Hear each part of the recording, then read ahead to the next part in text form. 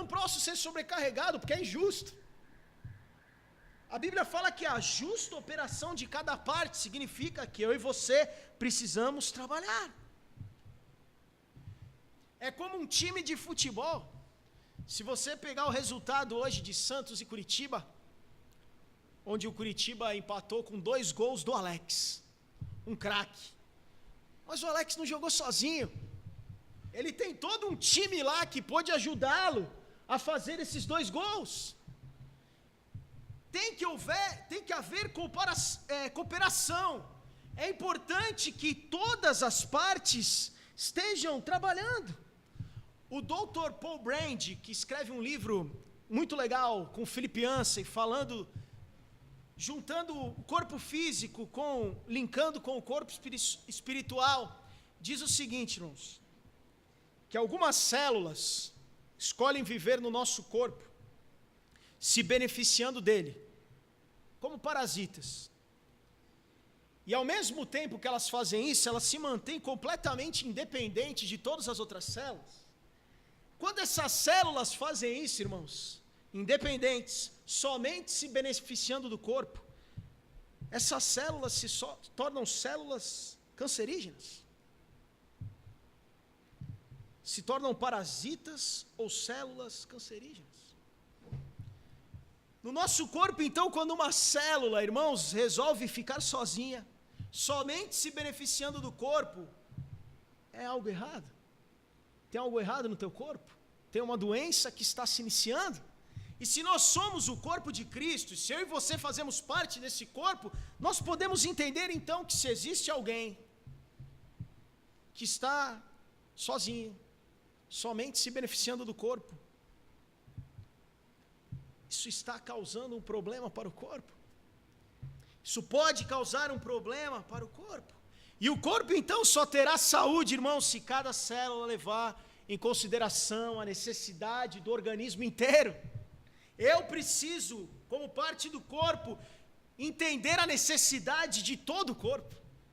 Você, como parte do corpo, precisa entender a necessidade de todo o corpo. Nós não podemos viver, irmãos, exclusivamente para nós mesmos.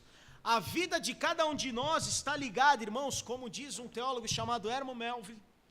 A vida de cada um de nós está ligada por milhares de fios invisíveis. Eu e você estamos ligados. Existe uma ligação, nós estamos aqui nessa noite porque nós fazemos parte desse corpo. Fazemos parte e temos essas ligações. Irmãos, talvez você esteja ouvindo isso, e só em Neemias eu já falei isso acho que umas 2, 3 vezes, sobre a participação do corpo. E eu fiquei me perguntando quando eu lia sobre isso hoje à tarde, será que realmente todos precisam participar? Será que realmente todos precisam, de alguma maneira, colaborar com o corpo? E foi interessante, se você não estava aqui hoje cedo, ouvindo o que a Elise falou, mas ela disse que falou de fé, falou sobre obras, e Tiago 2,17 diz assim: assim também a fé por si só, se não for acompanhada de obras, está morta. E a Elise falou, é uma questão de vida ou morte. Se você não faz nada, se você não tem as obras, pode ser que alguma coisa esteja errada com a tua fé. Porque se você crê, se você entende o sacrifício de Jesus, se você entende o cristianismo, isso precisa ser revertido em obras. É o Tostines, né?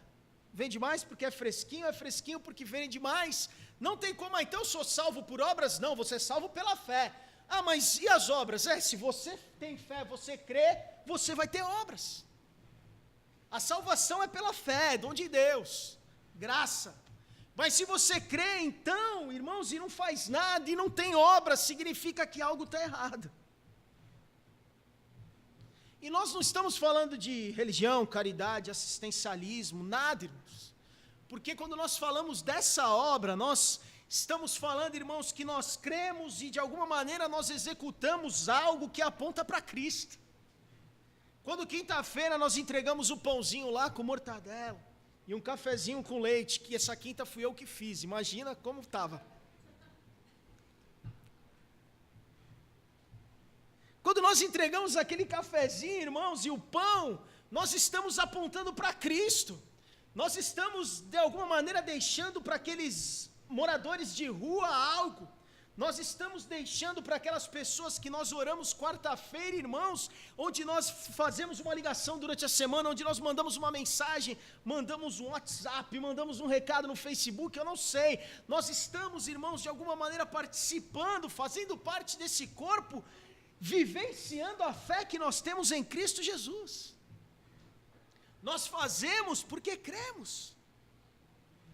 Nós não fazemos sem entendimento, nós não fazemos porque achamos que vamos ganhar algo em troca, porque se fazemos isso, não tem sentido nenhum, nós fazemos porque cremos. Por isso, irmãos, que cada um de nós precisa estar engajado como parte de um corpo. Se existe alguém, se existe alguma parte desse corpo que não está engajado, não está vivenciando a sua fé, isso se tornando de alguma maneira em atos, em atitudes, em obras, em cooperação, em ajuda, existe alguma coisa errada. E é capaz que o corpo seja prejudicado por causa disso. Talvez você não vá pregar, irmãos. Talvez você não vai ter o talento para tocar. Mas existem tantas outras coisas. Talvez você não tenha 5 talentos, como na parábola de Jesus em Mateus 25. Mas algo você tem, e nós estamos aqui nessa noite dizendo que nós precisamos da tua cooperação, nós precisamos da tua colaboração para que nós possamos desejar, irmãos, como Neemias desejou o crescimento de Jerusalém, e nós desejamos, irmãos, mais pessoas servindo a Deus conosco, pessoas que hoje estão nas trevas, nós queremos que venham para a luz e possam servir, celebrar e louvar a Deus conosco, que possam ter esse mesmo entendimento. Cada um de nós, irmãos, tem uma responsabilidade. A quarta coisa que nós precisamos fazer e que não deve comprometer o crescimento, nós precisamos fazer para que haja o crescimento de forma saudável e correta, é que nós não devemos sacrificar os princípios bíblicos, irmãos. O versículo 64 diz o seguinte, em Neemias 7, esses procuraram seus registros de família, mas não conseguiram achá-los, e dessa forma foram considerados impuros para o sacerdócio. Neemias pegou lá a genealogia, pegou lá de que família você é, vamos fazer uma investigação, vamos lá no cartório, vamos resolver. E aqueles irmãos que não foram, os registros não foram achados, aqueles que não foram enquadrados dentro daquilo que a palavra de Deus dizia que precisava ser para que fosse um sacerdote, Neemias desconsiderou. O final do versículo diz: foram considerados impuros para o sacerdócio. O sacerdócio, então, só poderia ser exercido por alguém que fosse da descendência de Arão. Existia uma regra, uma linhagem, existia um princípio bíblico para isso, irmãos. E Neemias talvez até precisasse de muitos sacerdotes. E se teve num dilema entre cumprir aquilo que era bíblico ou não cumprir. E Neemias decide então cumprir o princípio bíblico. Neemias não sacrifica o princípio bíblico. E em nenhum momento, irmãos, buscando um crescimento, nós vamos sacrificar aquilo que é bíblico. Em nenhum momento nós vamos sacrificar aquilo que nós entendemos como realmente o Evangelho, aquilo como nós entendemos que é a sã doutrina.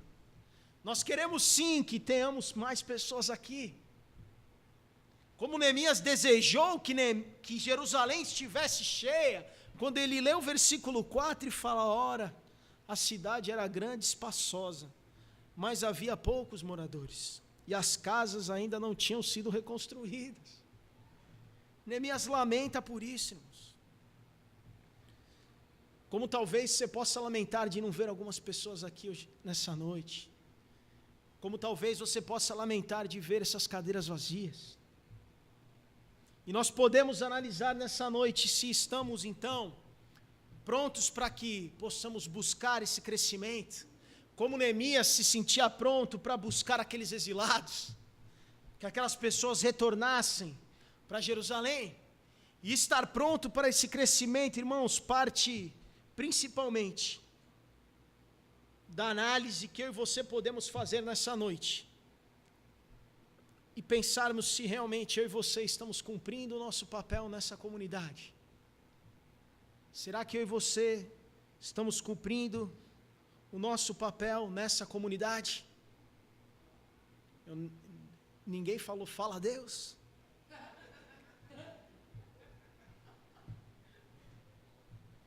Será que estamos cumprindo o nosso papel nessa comunidade? Será que nós tememos a Deus, irmãos, de coração, para que nós possamos ser fiéis na execução daquilo que Deus nos chamou para realizar? Irmãos, você não está aqui por acaso.